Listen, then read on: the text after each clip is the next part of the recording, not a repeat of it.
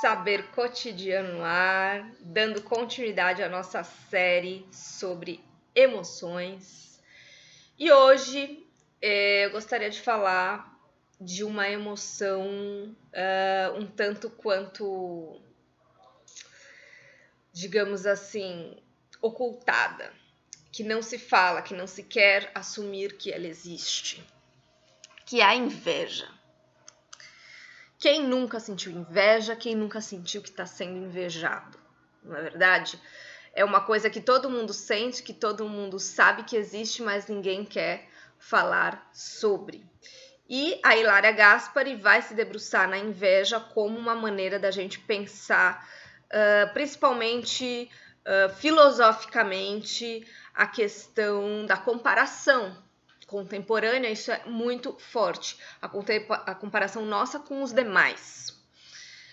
O olhar do invejoso, vai dizer ela, é um olhar de quem se sente excluído de alguma maneira, de alguma dinâmica, de algum grupo, de alguma relação. O invejoso, ele não quer ter muito a mais que os outros, mas ele quer ter igual.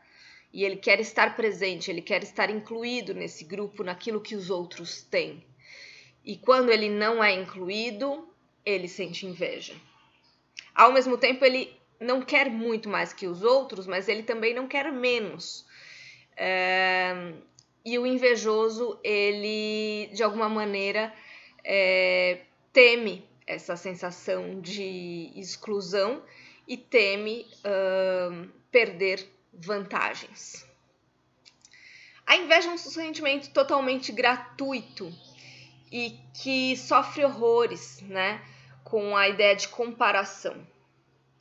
Talvez tenha um grande grau de baixa autoestima no invejoso, em quem sente inveja, por não se sentir o suficiente, por sempre precisar da comparação do outro, estar ali com aquele grupo, com aquelas pessoas para se sentir amado, para se sentir pertencente. O invejoso talvez carregue uma sensação de rejeição muito forte, que isso se transforma de alguma maneira em uma violência que o consome por dentro, que é uma força destruidora, né? Que tem a ver com a sua própria insegurança. E essa insegurança é justamente de ser quem ele é e se entender como uma pessoa que pode bastante. Por que a inveja é tão difícil de se confessar? Por que a gente sente vergonha de confessar que está com inveja de alguém, de uma situação? Porque talvez isso revele que é a nossa fraqueza. Isso revele a nossa baixa autoestima, isso revele a nossa...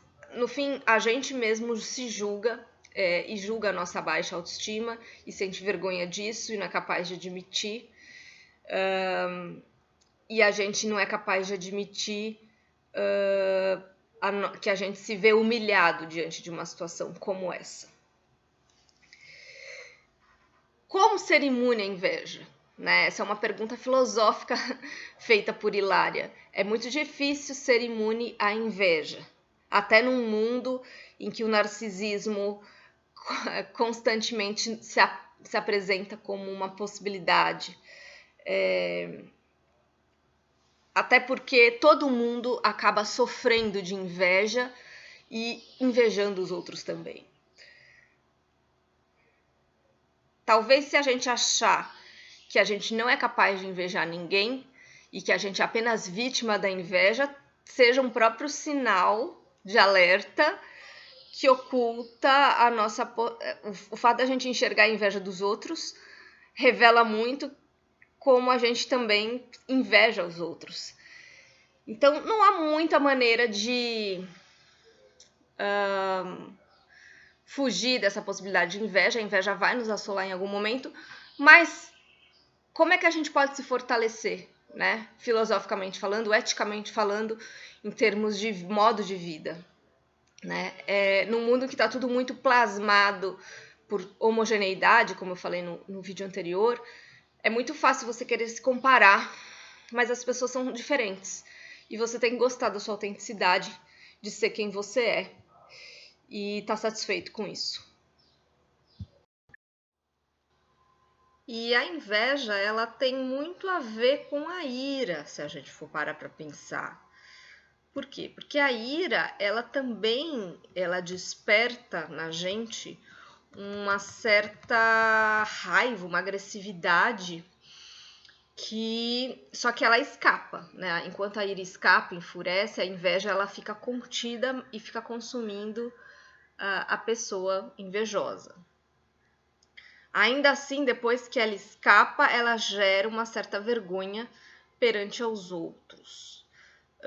Mas a ira, ela tá nesse nível de uma paixão também, ligada a uma sensação de injustiça, uma sensação de exclusão, de não pertencimento, as regras internas que de alguma maneira se estremeceram. Então é como se o invejoso se visse ali seguindo uma cartilha e aí alguma coisa acontece que escapa a isso e ele se vê injustiçado.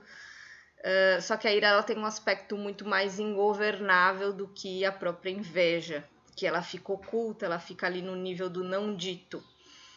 Aí a inveja pode gerar ira e pode chegar nessa sensação da explosão, né?